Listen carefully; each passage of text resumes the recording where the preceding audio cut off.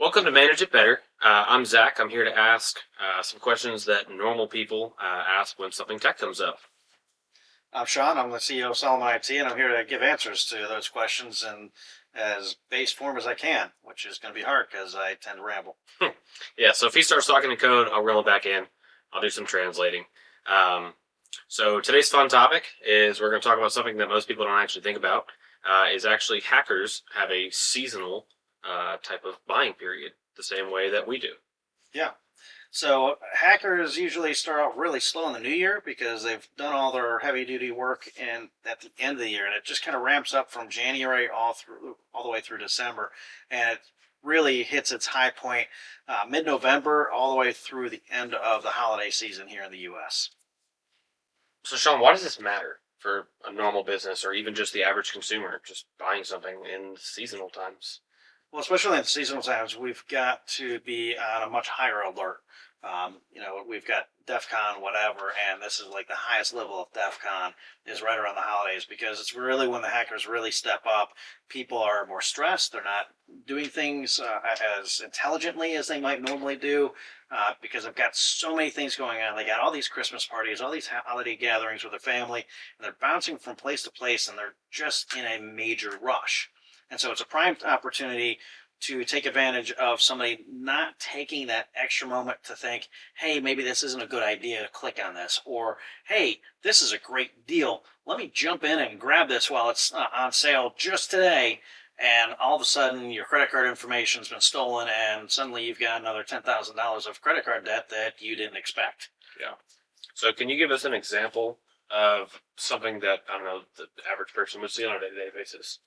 So hackers like to take out advertisements on Google and Bing and other search engines, and those advertisements are usually the top three links that you see in a Google search.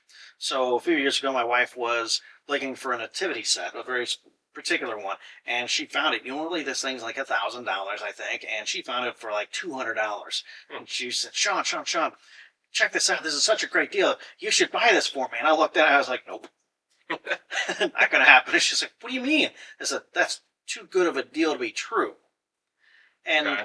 when we investigated, the site had only been spun up in the last 60 days, and nothing about it seemed legit.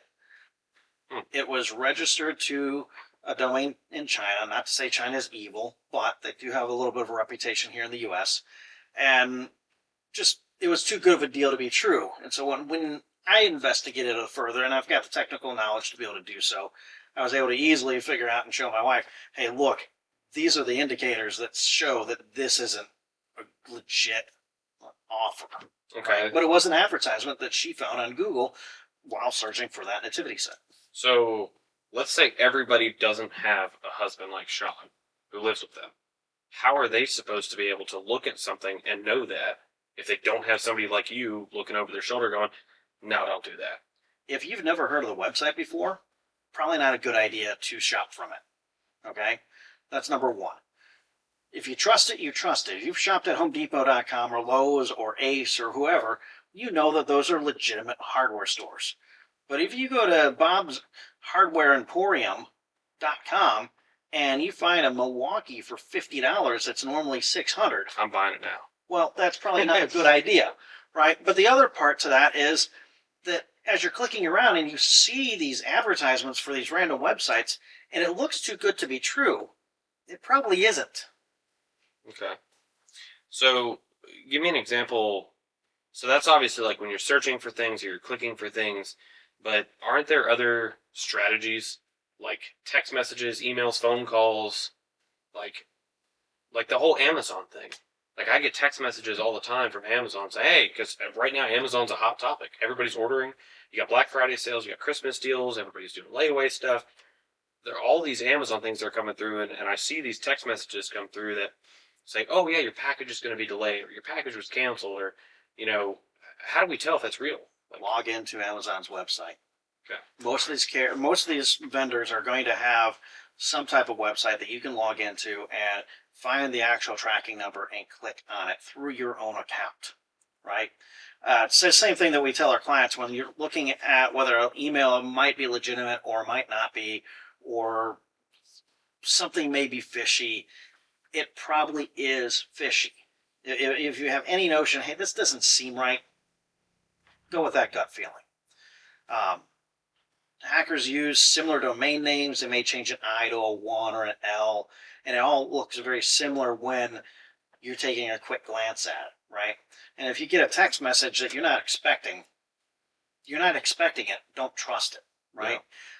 You get an email that you're not expecting, or maybe you are expecting some type of email, but it isn't the way that it should be. You should reach out verbally through a good trusted source, not that email or not that text message, and reach out to the person who supposedly sent it to you, right? Okay. In this case, you get a text message from Amazon saying your package has been delivered. Well, that's great.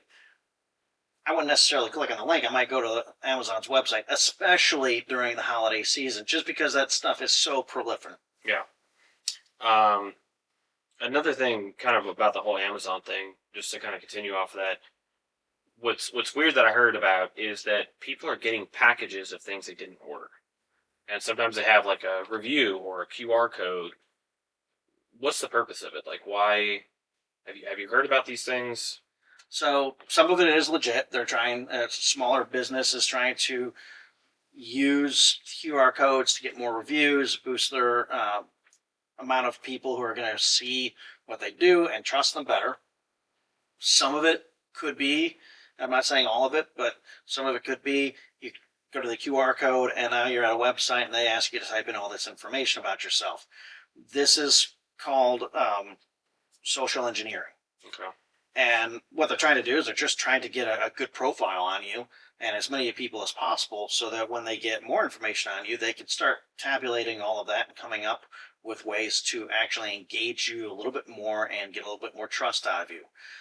There are people who kind of text message, and these are hacker groups, but they text message somebody, and the person responds back and goes, "Oh, I think you got the wrong person." They go, "Oh, my bad. Well, how's your day going?" Yeah.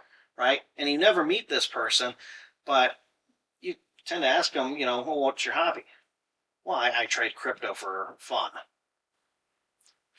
And then They start leading into that conversation. Yeah. actually, no, they don't actually tend to lead you into that conversation. They just keep up this facade until you ask questions. Mm.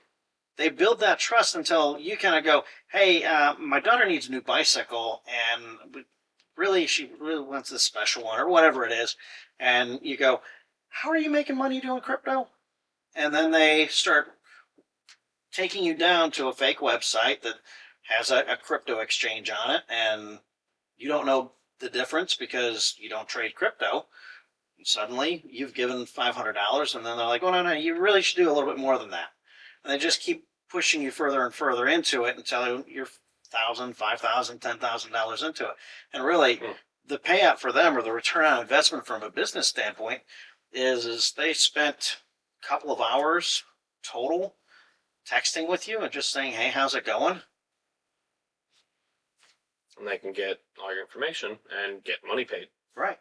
Okay.